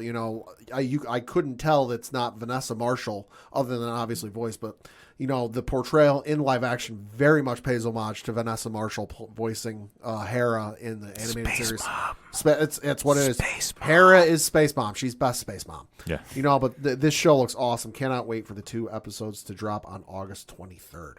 Then the trailer that dropped, when they announced this, I was skeptical. Agreed. Because it's rightfully so. It's a prequel movie. It's a beloved franchise. It's a beloved story that's been around for God knows how long. But I was like, you know what? I'll give it a shot when the trailer comes out. And the trailer for Wonka dropped today. It's the latest iteration of that Willy Wonka and the Chocolate Factory book series story. It's a whole series, but it's the latest iteration from the folks over at Warner Brothers Picture. But it's not a sequel; it's a prequel, and it's a look at Timothée Chalamet is playing the title role of Willy Wonka, and it's him in his early days. It looks like from the trailer we're going to get to see some of his journeys and travels of how he became the noted and storied chocolatier we eventually see in the books and then in the movies. It's coming to us from the folks over David Heyman is the producer of the movie. He of course did the Harry Potter series, so you had me hooked on that one. I liked his producing work on the Harry Potter series. But I'll say it won me over, and it looks fun. It's coming out this Christmas, so it's got that Christmassy family time feel. It looks really good. Tom? It's got that magic that we were missing with the Tim Burton film. Yes. I think this is really picking up exactly where Gene Wilder left off, or the groundwork that he left, because Tim Burton, it was a Tim Burton movie. Yeah. It was a Johnny Depp movie. It wasn't Wonka. And, those of us who were forced to read, the book series as kids, you were in your head, you're seeing these things, and what they're putting out here in this trailer is what we hopefully get in a full movie format. I'm hoping we're just not, biting into the crunchy middle right now in the trailer. Right. I mean, the thing I like with the trailer is there's a point early in where he says something, and I forget what he says, but he goes, no, wait, scratch that, reverse that. And I'm like, oh, that feels like Gene Wilder. Yeah, I think they captured the essence of it. I mean, I don't know. I'm still skeptical of it just because I remember, Willy Wonka is Willy Wonka. You know, so it's like when you try going back to the well and capturing the magic, I will say there's certain elements that I liked with this, but I'm still like not take my money now. Right. But that's not to say it would not happen. Right.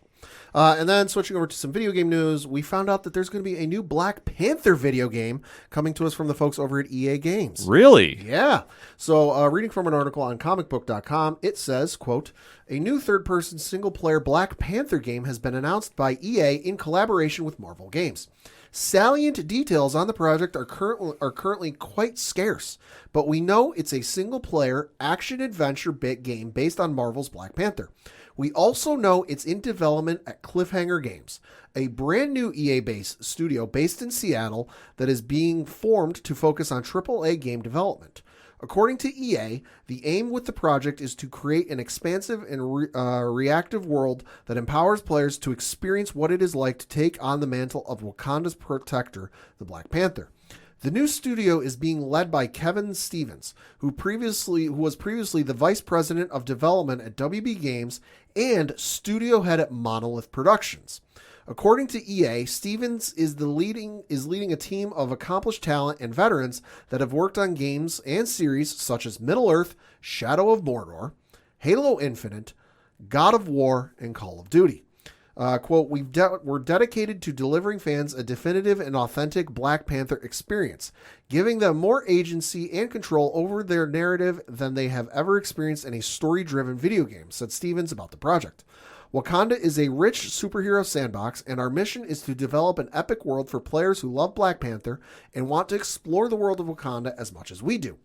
Stevens continued, we want our game to enable players to feel what it's like to be worthy of the Black Panther mantle in unique, story-driven ways, and we want Cliffhanger Games to empower everyone on our team as we collaborate to bring this amazing world to life, close quote.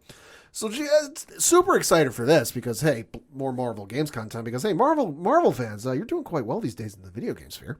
Bullshit. You've got Marvel Spider-Man 2 coming out this October. You've got the Iron Man game in development for Motive Studios. Don't know what it's coming out on or when it's coming out, but it's been announced. You've got the Wolverine video game from Insomniac Games coming out for PlayStation 5 at some point. It's been announced. We don't have a date yet. And then there's also the untitled Amy Hennig Marvel game from Skydance Media. Of course, Amy Hennig is the former head and one of the creative minds behind the Uncharted series from Naughty Dog. So you got those ones on top of this new Black Panther game. Marvel fans, you're doing quite well with games these days. It's an exciting time, I gotta say. Marvel, when they're full in swing with their video games, I really think that adds a whole different fan base to the comics. Yes. And I think that anytime you can draw more attention to the comics is a win. Because we often forget with the TV shows and the movies, yeah, it's all centers back to the comics. And that's what we like. At least that's just me. Yeah, I'm skeptical as hell. Okay. Okay, now, Spider-Man's games, Spider-Man and Spider-Man Miles Morales, were done by Insomniac. Yes. They did it right. Yes, they did. Okay, now everybody's gonna have a big sigh when I say this. Avengers, Yeah. terrible game. Good at the outset. Didn't really do much after. Did not you go through 4 levels and you've already played the whole game. Yeah, it is repetitive. yeah. It is divisive. Yeah. The menus were terrible. The options were horrible. The DLC, you need this costume. No, I don't need that costume to finish the game because the game's going to finish itself. Guardians of the Galaxy, they got some of it better, but again, it honestly felt for a moment I was playing Avengers again. I heard that from people, yeah. Seeing that EA's doing this, I was skeptical going into Guardians based on Avengers. Right. I will still be skeptical going into this new Black Panther game. Insomniac, I can't wait to see what they do with Wolverine. Yeah. Iron Man is going to be very difficult simply for the fact that those of us who can remember the original Iron Man games back on previous generations, controls were really janky. Yeah. Trying to understand the flight mechanics was really hard. Sorry, I can go on and on in soapbox. But again, I just hope they get it right. I'm optimistic because I've played the Middle-earth, Shadow of Mordor and Shadow of War, I think is what they're called, games, and I enjoyed those. So I'm like, all right, he's worked on that. He's got this going. I'm optimistic, but like you, I'm still skeptical because they announced the Avengers game, and I saw the trailer, and I'm like, this looks awesome. Dude, New York Comic Con was crazy. People standing in line 5 hours to play a demo. What this Black Panther game really needs, just take Arkham, reskin it, and you're set. Yeah. You're not wrong. Not wrong. No, you're not wrong at all. So before we get into the comics picks, we did get a very nice press release from our friends over at Marvel Comics. Yeah. And there is a book that is coming out in December. I'm circling the date when it's coming out because I saw the creative team behind this. I marked out. Holy crap. So coming out this December is a brand new Thunderbolts series. Oh, yeah. But the creative team behind this, like, this is a take my money now. And I'm dead ass serious about this. Colin Kelly, Jackson Lansing, a.k.a. the Hive Mind, and Geraldo Borges, who is absolutely killing it on No One by Image Comics and Black Market Narrative. The fact they're teaming up to do this, I'm showing Tom the lineup right now. I feel they're influenced a lot by the MCU, but I don't care. I am all in on this squad. Bucky Barnes is leading. The Contessa is also co-leading. Black Widow, White Widow, U.S. Agent. Yeah, this team has me sold on a U.S. Agent book. Wow. That says enough. Write down the date. Red Guardian, Sharon Carter, Shang-Chi. Like, this is a squad. I cannot wait to pick up this issue when it comes out in December. It's got me interested. I'll say that much. Yeah, like I say, just with the creative team that's rocking and rolling here. Yeah. And just, if you haven't read what they've done with Captain America, to say, at least, like I say, the Hive Mind does so much great work that, honest to God, like, the fact they got a team book like this and they're going to be doing, Thunderbolts in a certain way, because, like I say, Thunderbolts from its inception has always been a different kind of team book. Mm-hmm. So to see what they're going to do with this cast of characters, and like I say, it's pretty well grounded for the most part, except depending on what they want to do with Shang-Chi. I think if you could see like almost like a reformation of like a SHIELD covert operations, kind of in that vibe, take my money now. And the whole Shang-Chi thing is throwing me off. Like, I understand where the other characters come in, based on my knowledge, but I haven't been following what's going on with Shang-Chi, so to see how they've circled him into Thunderbolts, I'm interested. Yeah, I was completely sold. So like I say, shout out to Marvel Comics for sending over that press release. Yeah, I'm already circling it. Like I say, December, we will be talking about it on the ODPH. But before then, luckily, we have a lot of comics to talk about. So Pad, why don't you lead us off? Two out this week that I'm going to read because, well, I'm sure the online conversation is going to be divisive enough that I'm going to want to at least participate or read some of the comments and know what the hell I'm talking about or reading about. One of which is Fallen Friend, issue number 1. Oh. This is the book about the death of Ms. Marvel, written by G. Willow Wilson, Saladin Ahmed, and Mark Waid. Also have author credits. Care Andrews did the cover art, and then you've got Humberto Ramos, Takeshi Miyazawa, and then Andrea DeVito as artists. And the description of this is: the heart of the Marvel Universe has stopped beating. Kamala Khan died a hero's death in Amazing Spider-Man number 26, saving our entire universe. Come join the other heroes of the Marvel Universe, the creators of Ms. Marvel, and comic fans everywhere in honoring and remembering one of Marvel's brightest stars, close quote. I would like to add, for now, because she's coming back. Yeah, no question about this. So I'm interested to read that just to see what's in it, how it goes, and just because I know people are going to have some thoughts online about it. Tom, your thoughts? My thoughts, they killed, again, you know me, I'm all my Power Rangers comic books, so keeping topical on this stuff. The fact that they killed Kamala, who originally I was not a fan of, especially when they were changing up the script of this character and that character, and then coming to enjoy her and take her in and really admire where they went with the character, to know that they did this, it's a kick in the nuts. Yeah. I mean, I'm waiting to see how the story breathes out, to be honest. Like, I understand. I agree with Pat, and we talked about this on a previous episode too.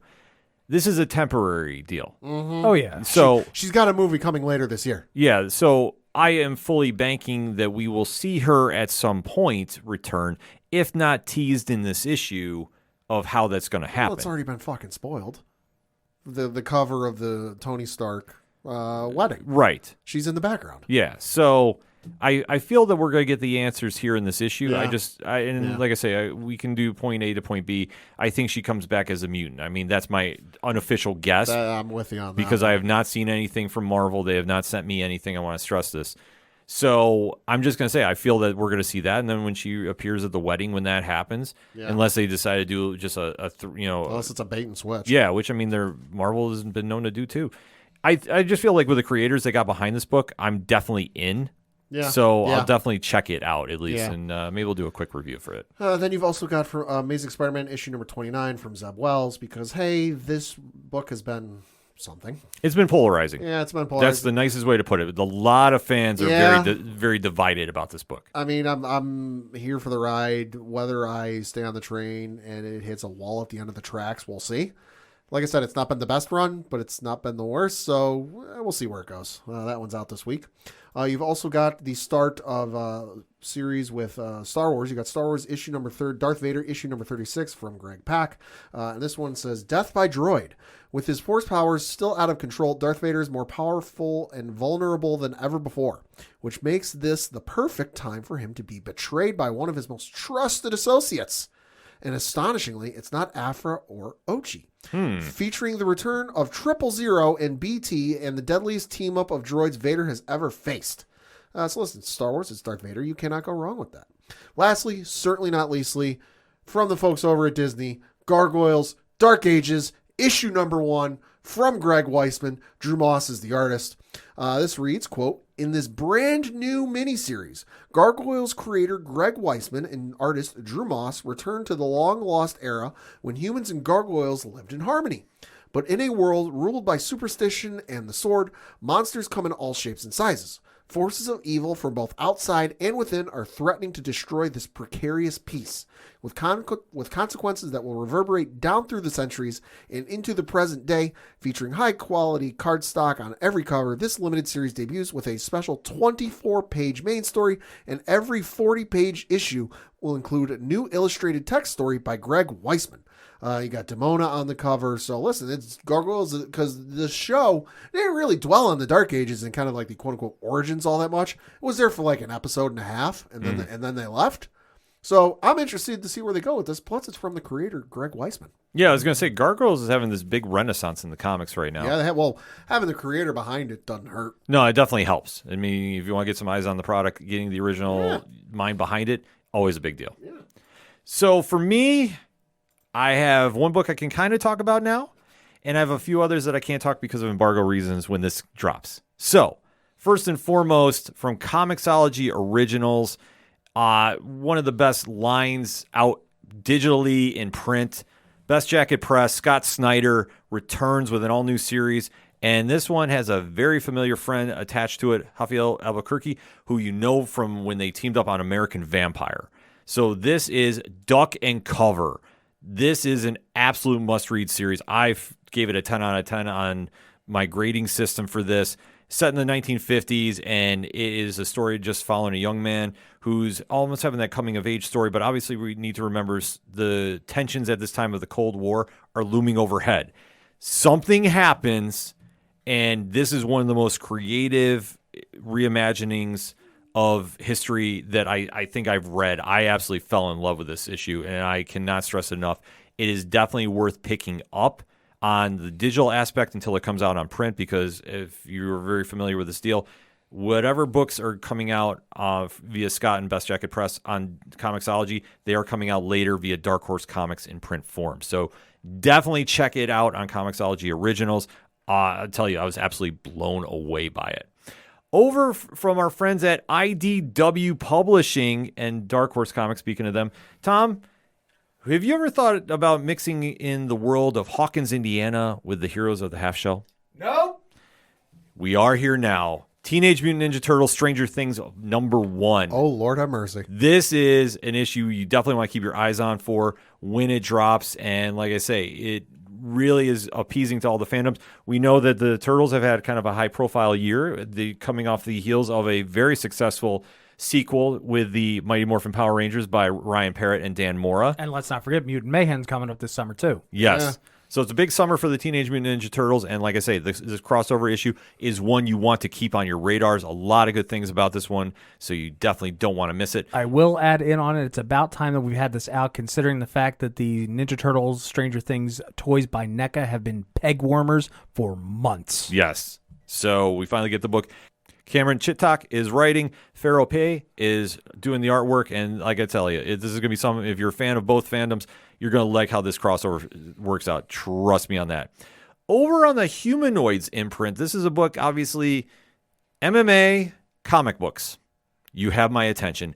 8 Limbs is a story by Stephanie Phillips Lali, and it's a very cool story behind the art of Muay Thai.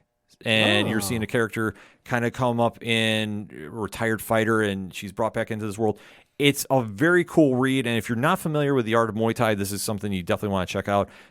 Stephanie Phillips did this very impassioned intro for it, and I tell you what, this has definitely won me over. I really enjoyed reading this book, and it's going to be one that you definitely want to check out from Humanoids. Over on the Image Comics side of things, Deep Cuts #3, Image Comics, Black Market Narrative. This is the history of jazz that is done by Kyle Higgins and Joe Clark. Diego Greco is doing the artwork for this, and the stop right now is in Kansas City, so you definitely want to check out the story going on here. I love how they're doing this. They're infusing the elements of jazz and just taking you through the decades with it. So it's one that it's definitely not a superhero book, but it's one that you should definitely keep on your radars, though, regardless.